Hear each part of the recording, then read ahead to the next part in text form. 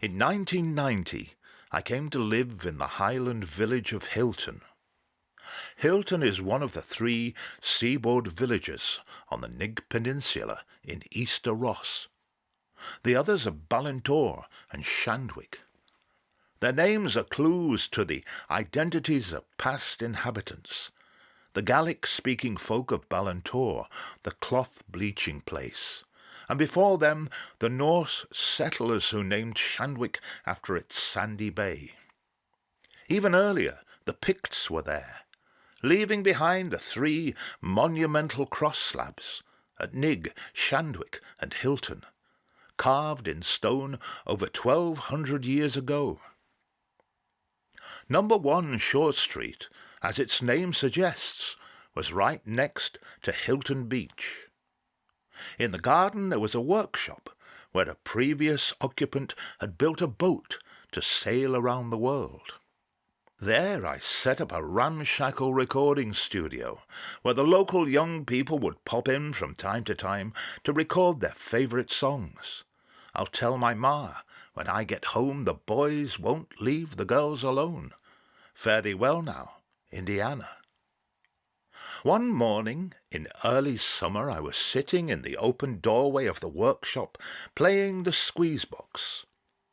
A sprightly West Highland terrier approached along the narrow path between the front gardens of Shore Street and the shore itself. At his side was a smartly dressed woman. As dog and woman drew closer, the woman began to dance, a little jig. "Ah," she said, as I finished my tune, "my granny used to play one of that old melodeons, and we children would dance to the music." The dancing woman was Dolly MacDonald, daughter of the renowned fishwife Bellan MacAngus, who was one of the last Gaelic speakers in the Seaboard. Dolly, sharp-eyed and wicked of tongue, guardian of ancestral memories, close acquaintance of the phantoms who haunted ancient wells and plague graveyards and lingered late around long-abandoned communities. She knew instinctively that I was a sucker for the old tales, and rewarded my curiosity with many a good story, grippingly told. One story in particular stayed with me. A young fisherman goes up Nig Hill, searching for willow wands to make creels. Looking down on Shandwick Beach, he spies a figure sitting on a rock. Please, Dolly, and Mac, tell us that story one more time. There was a man from Shandwick who needed canes to make a new creel. Now, he knew where he could get the very things he wanted, and that was the willow trees. There was willows above Nig Hill. There's a little loch above Nig Hill, and the willows grew around that. And he went up Nig Hill to get them. And now, when he was coming down with his yallach, his lud, he thought, it's the time of the birds' nests. I'll go to the cliffs. I left his yallach on top of the cliffs. And he started to go down, barefoot, you see, in those days. He started to go down and down to where the seagulls had laid their eggs. And he was filling his pockets and whatnot with the seagulls' eggs, when he happened to look down, and there on a rock was a beautiful lady with long fair hair, reddish fair hair, singing. He was singing away to herself, and her back was to him. And he thought, what a lovely woman, and in a beautiful white gown. So he thought, I'll go quietly down and speak to her. And as he was coming down, he realised that she was a merrymaid. but she didn't hear him, and he crept up behind her and held her by the left hand, which was the way to hold a mermaid, because their strength is in the left hand. And he caught her, and she said, "Oh, please let me go." But he wouldn't, you know. He lived alone. His mother had died, and he was on his own. And he said, "No, you'll come home with me." And he took her home, and his house was a little away from the rest. And he took her tail, and he hid it away, so that she couldn't go away in the sea. So for many, many days and months, she looked for this tail, but she couldn't find it. So they had children.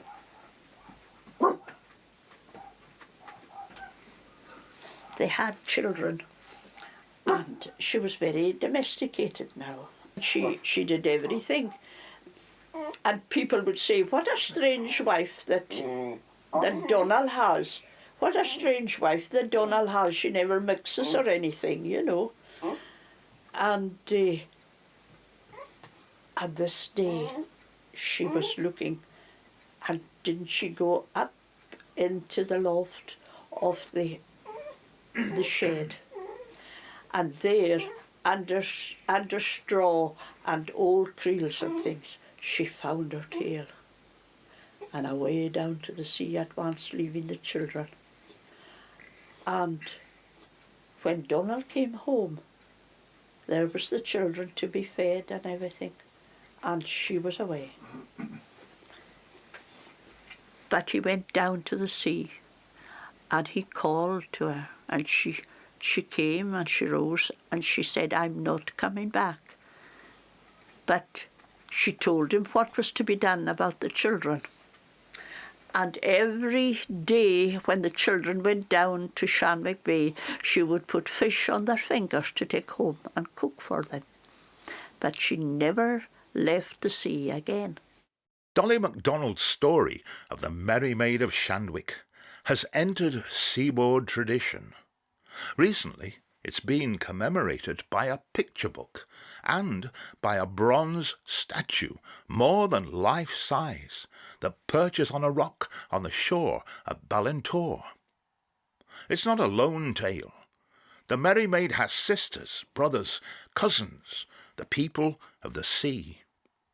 The Selkies, who are human on land, seals in the water.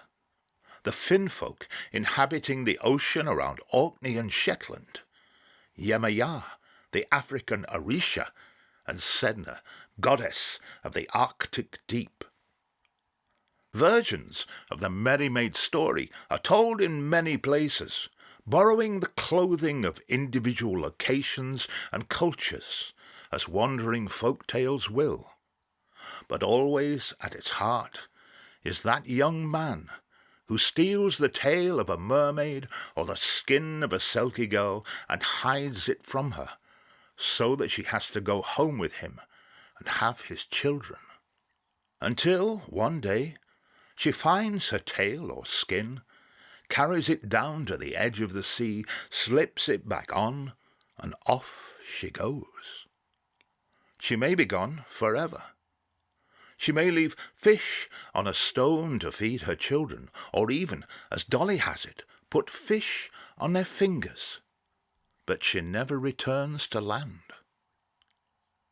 Over the past 30 years, I've told my own version of Dolly's tale many times, and wondered why audiences old and young are so taken with it.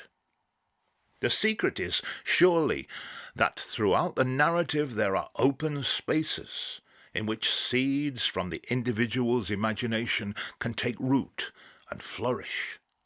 So, after one telling, there are as many different versions of the story as there are people who hear it.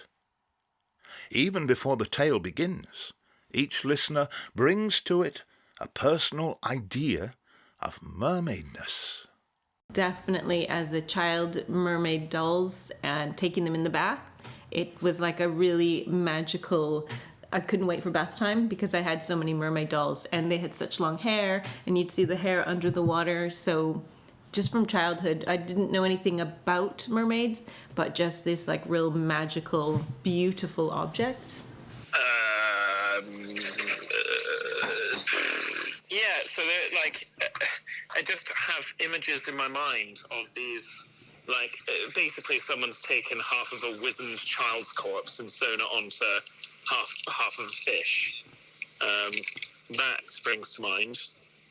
I do remember there was a TV programme called History and Mystery that used to be on TV, and I remember there were mermaids on that talking about where the whole idea of mermaids came from, and I loved that. That was really interesting. I remember being very small and my father had just been sea swimming and he came back and he told me that he'd seen a mermaid while he was wild swimming, and I was about 4, so I believed him instantly. I knew he had seen a mermaid, and he told me about it. He said he wasn't the first person to have seen a mermaid, but he couldn't catch her, but he knew a man who had once caught a mermaid. They are always young, beautiful women. They're never middle-aged with menopause issues or arthritis. They are innocent, virginal young women with long hair. They don't have warts, they don't have dandruff, they don't have any kind of disability that I can see. Well, strangely enough, I don't have any memory from my young years of mermaid toys or images or stories or myths. But in 1950, I was just 2.5 and was sent to stay with my maternal grandmother while my parents took a late honeymoon to go to Copenhagen, and they sent back a postcard of the Little Mermaid on her rock in Copenhagen Bay.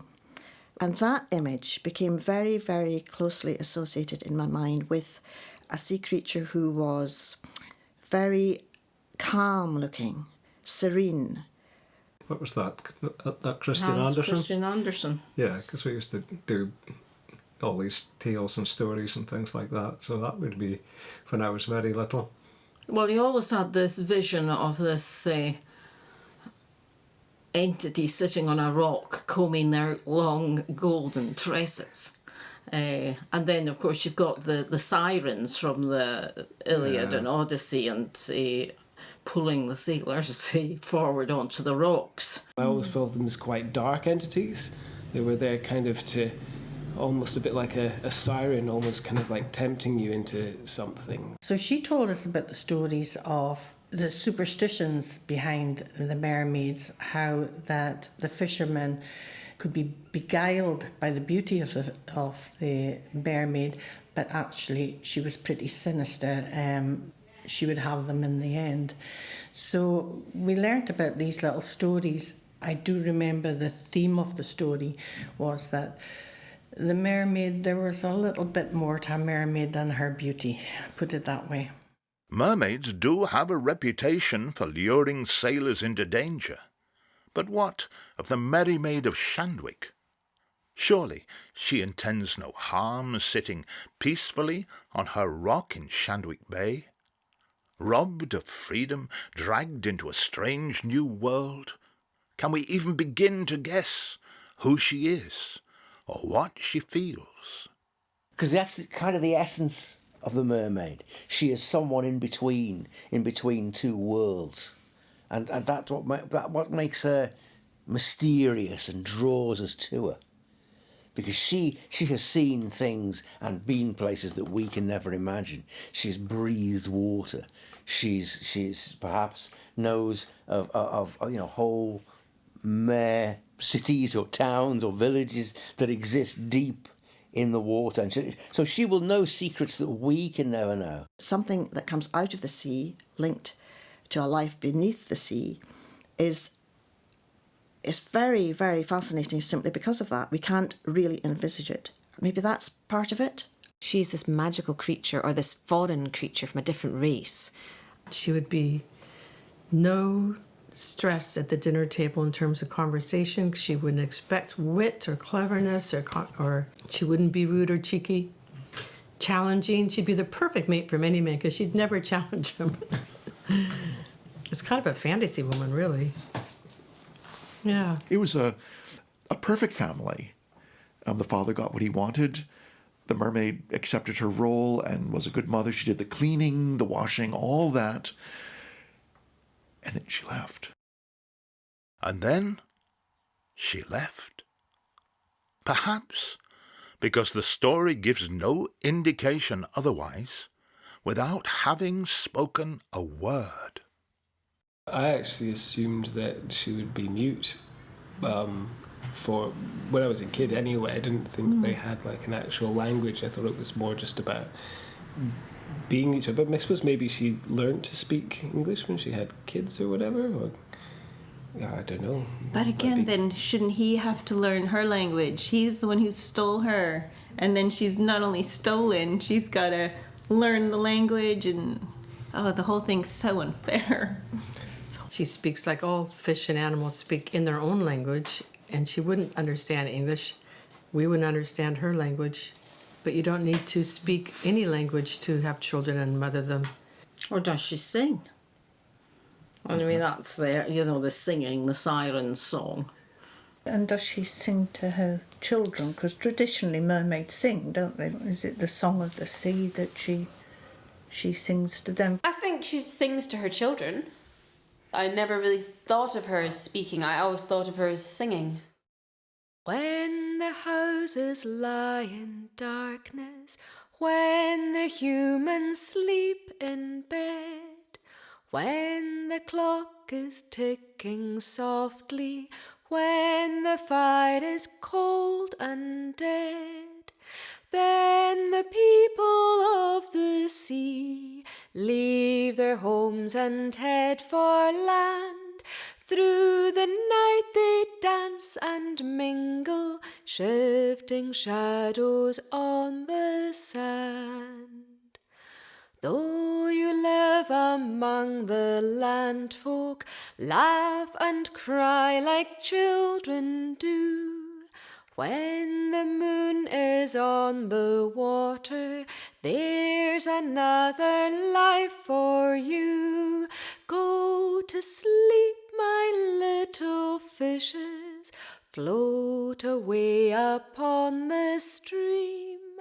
Go to sleep, my little fishes, now's the hour to drift and dream. In this one version, out of many, the Merrymaid sings a lullaby to her children. Imagine her in the warm darkness of the bedroom, while Donald, her husband, is down in the parlour. Does he listen intently through the floorboards, with a muffled song swimming inside his head, trying to make out the words? Or is he deaf to the music, thinking about a good day's catch and how soon he can get down to the pub? Does he love his children and his wife, even though she never speaks to him, while dreading that one day she will discover her tale? Or maybe the Merrymaid has taken to life on land, learned the language, Pictish, Old Norse, Gaelic, English, become a young mother in the community, nursery, play school, primary one. Maybe some kind of affection has grown between her and the man. And what of Donald himself, the only named character in the story? When he stole the tale, he was an impetuous young man, living in a remote place, ignorant of the ways of the world. What's done is done, irreversible. But is there any redemption for him? He's done something so horrible to a beautiful creature. I don't feel sorry for him, no. To me, it's a little bit like trapping a bird. And how does she fit in with the community in a very tight seaboard world? I think that, gosh, where everyone clearly knows she's not one of us. You could imagine the folks saying, oh, I don't know who Donald's got up there, but she's not right, there's something wrong there. So you could imagine them all having a wee chit-chat. He's seemingly a pleasant man who's skillful at his job and the way he relates to the place he lives. He sees this beautiful woman who's a kind of archetypal vision of desirability, I suppose, and then he sees it as his right to go and take her by the wrist and make her. Yes. But it's quite a selfish tale in that sense, isn't it? He sees her as something that he can grab as his property, and then at the other end of it, there's what about the children? As a small child, you don't consider really the nuances of an adult relationship. I assumed that the husband was madly in love with his mermaid wife, and she loved him back, but she just needed to go back to the sea because it's where she belonged. So the people I related to and felt sorry for were her children, and I always imagined a boy and a girl just sitting on the sand looking out at the sea, waiting for their mummy to come back home again. That's the way I saw the end of the story. It wasn't a happy ending because the mermaid had been freed. It was sad because the children wanted their mummy back. She must have still been drawn into the sea. There must have been something missing in her life. That she had her husband, she had her children, but she still felt the draw of the sea. It must be a powerful thing to be drawn to the sea, not just to experience it as something that you see in the distance, but for it to be a part of you. Even though she does leave them in the story and go back to the sea, yet she provides for them every time they come down to the shore. There's a lot of pathos in that, but a genuine link that she doesn't want to entirely break. She leaves them fish on the shore, so she wants them to be taken care of, and she does think about them, but I think the thing that overrides everything else, her love for her children, even probably the love for the man that she spent so long with, is that she's part of the ocean, so she must go back. She's got the tail, that's her, she's going back, has to that's go. who she is, and that's where she belongs. I don't think that she has any choice. I think it must have been like a drug addict having found the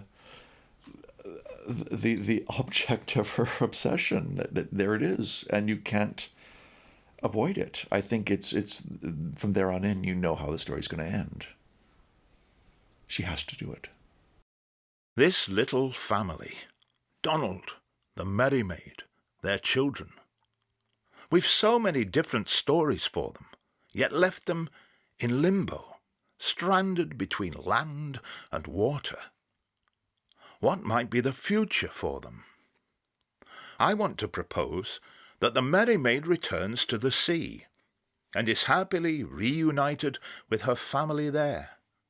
That Donald finds love in a subsequent relationship or contentment as a bachelor. That the children grow up healthy and happy and entertain their children, grandchildren, godchildren, nieces and nephews with stories of a mother who had to leave, but came out of the sea every day when they were young to put fish on their fingers, and still stays in touch. Let's raise our glasses to a happy ending.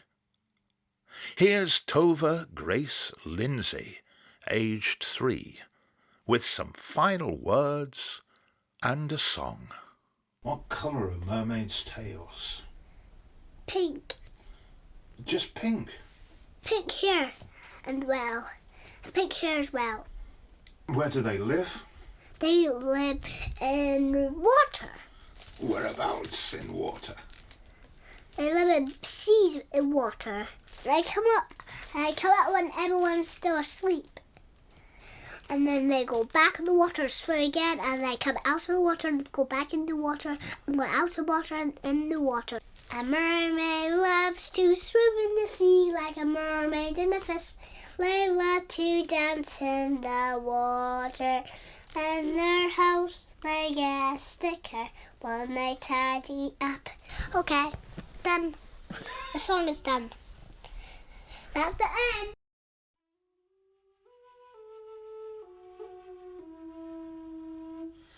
I wait alone upon my rock, and the wind blows fine and fairly. I wait alone upon my rock, and the sea sings late and early. I'm half a fish and half a maid, and the wind blows fine and fairly. I'm half a fish and half a maid, and the sea sings late and early. For 7 long years I loved a man,